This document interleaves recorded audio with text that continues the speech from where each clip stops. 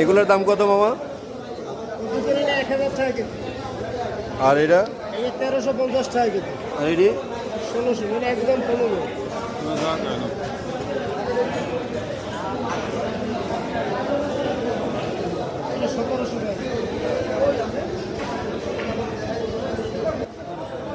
হ্যাঁ 1800 কেজি। এটাই ফিক্সড আপনার? ফিক্সড একদম একাল টাকা নেই।